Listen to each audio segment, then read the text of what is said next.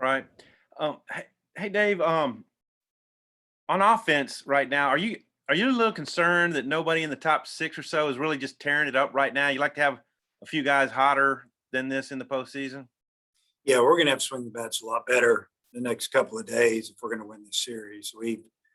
Hoping that we got jump started there in that eighth inning of the last ball game. But we're facing a really good pitcher tomorrow. Throws a lot of strikes, moves the ball around, a lot of movement, and but we definitely have to get it going.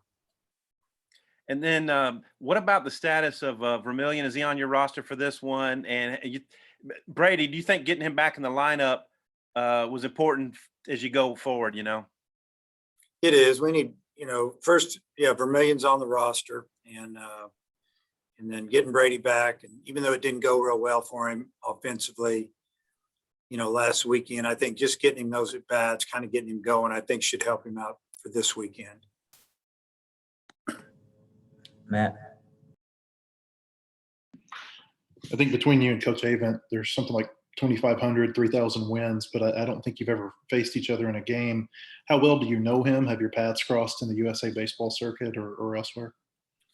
Yeah, just talked to him a few times in person, talked to him, maybe a time or two, either recruiting or on the phone.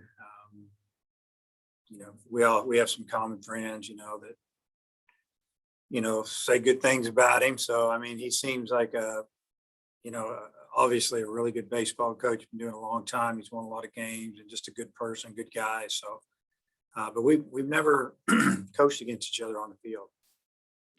And then you've got a lot of guys on this roster who were even here in 2018 when you're going through super regionals, Obits and Vermillion and whatnot. How much do you think it helps having as much super regional experience as you've still got on your roster?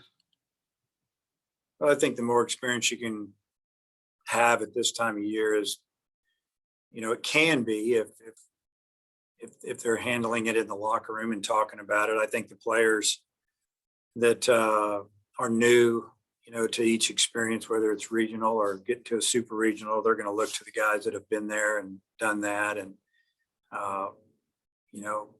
Opitz has been to, I guess this would be his third region or super regional now. And, those guys have experienced it, so they can discuss it, maybe how to handle it, and maybe downplay it a little bit, like it's just another series. Hutch. Dave, have you set your rotation yet for this weekend? Yeah, just for Friday though, because we're going to leave it open. We're going to do what we need to try to do to win Friday. I mean, what rotation? We don't have a 3-man rotation. We got a 1 or a 2, and then we go from there. So we just try to win tomorrow and figure out who we need to throw on Saturday. So Wicklander will go tomorrow. And then also with Vermillion being on the roster, are you confident that he's going to be able to give you some innings this weekend? And how's he looked in practice this week?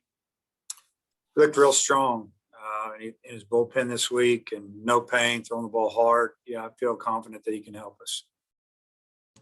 Scotty.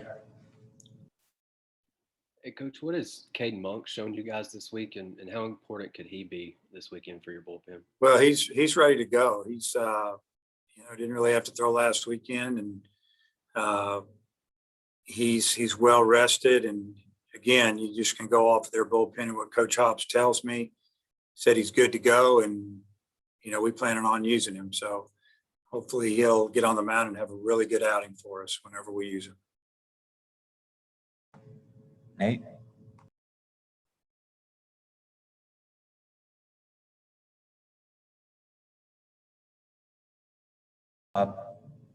Yeah, Dave, now that you've had a few days to study up on NC State, what's your take on their lineup and maybe their pitching staff as a whole? Yeah, I'll start with the lineup. It's very experienced. They've got some really good offensive players in their lineup. Up and down the lineup, they're a threat. They're going to be a threat every inning. They've got a few guys that can run, and if they get a chance to steal bases, they will. It looks like their offense is one that you could call it that. If they get ahead of you, they're gonna up it a little bit as far as being aggressive. they're going to try to run it up and keep it rolling if they get the lead. So, and we know that there's some other teams we played this year that kind of play that way, but they've been hot. They've been swinging the bat, scoring a lot of runs. You know, last weekend in the championship game against Louisiana Tech, they found themselves down 4-0 and they didn't blink. Came back and won that thing going away like 14-7. So it's going to be every inning. We're going to have to do a really nice job on the mound. We're going to field the baseball. I know, I'm sure you'd like to have Casey hit a little bit better than he has this year, but it seems like he gets timely hits, like the home run the other night, the big double. I guess he ended up on third base in that game against Florida that clinched the conference. Just what have you thought about his ability to deliver in the clutch? He has been a clutch player. I mean, I think back to a few games in 19 where he got some big hits for us to help us win games when he was the new catcher and the guy that was sitting down in the order, and got a couple game winners, a walk-off. I remember one walk-off hit, and he's just kind of got that knack to come up with a big hit. This year has been no different. I feel like that, he's a little frustrated that he hasn't hit for a higher average or maybe more home runs, but he's gotten a bunch of clutch hits to either start innings, maybe driving a big run or whatever, and it stands out a little bit because it's usually in the biggest moments. Thanks. All right, let me know if you've got more questions in the chat. Otis? Coach Van Horn, what's Connor Nolan's status for this weekend, Coach? He's ready to go. He is? Okay. Yeah, he was ready last week too. He pitched for us. Dudley? Know you'd rather lead from the start, but what is it about this team that's been able for them not to panic and be able to have these comebacks? I don't know. I mean, it's interesting because it started early, I guess. I think we were behind in, the first 2 ball games of the year to some really good teams and came back and won both of them. And I guess they've never really blinked since. We've been behind a lot, come back and won. And, it hasn't been every time, but it's been a good percentage with this full season. So maybe just the fact that there's some guys that have kind of been there and done that. They don't get too uptight. They know that we've got a couple of guys that can hold teams at the end of the game. And if we're down, that we might have a few innings to come back. And it's happened a lot. So I guess just that the experience of the team probably more than anything. And once you've done something, you feel like you can do it again. And they've done it again over and over again. Matt? When Slavens was thrown out in the 8th inning the other night, I think it was the first time we've really seen him run, and he was limping a little bit. How much better is he running right now than a few days ago? Just a little bit. I won't say a lot, because he's going to baby that thing, and we want him to. Honestly, we just he's better, but he's not 100%. He's probably 80%. So he's got to be careful. And then I had a couple of quick questions for you about SEC. First, about Jim Schlossnagle being hired at A&M. What were your thoughts when you heard that? Well, we've kind of known that Jim was wanting to maybe make a move and wanted to get to the SEC probably for the last 5 years. It seems like, there's been a lot of rumors. We thought he was going to go to Mississippi State. That didn't happen. And, just welcome to the league, and it's a great league, great division. So, he's staying in the same state. There's some rumors out there about who he might hire, and I don't want to make any comments on that. There's some really, really good people if he gets them. It'll be interesting to see how it plays out.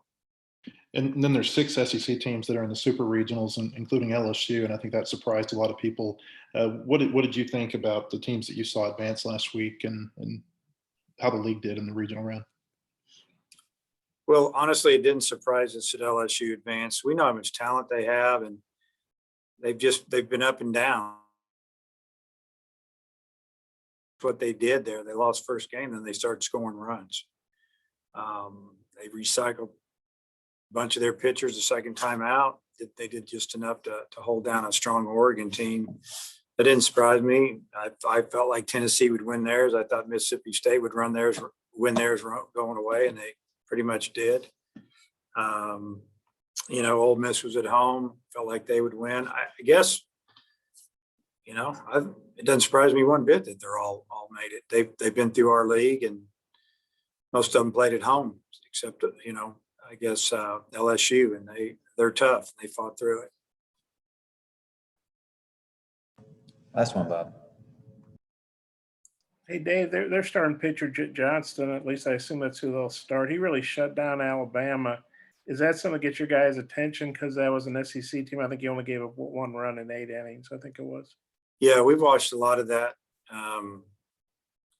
They hit a lot of weak ground balls to the right side. They're left-handed hitters. They play the shift, and they hit right into it. And, you know, he's not overpowering. He's going to go about 90 miles an hour, 88, 90, but he's got a lot of run on his fastball and sink. Throw sliders and, you know, change ups, and obviously the fastball. We've got to have a good approach against him. We'll see how it goes tomorrow. You know, if we can stick with our approach, then feel like we can get some runners on.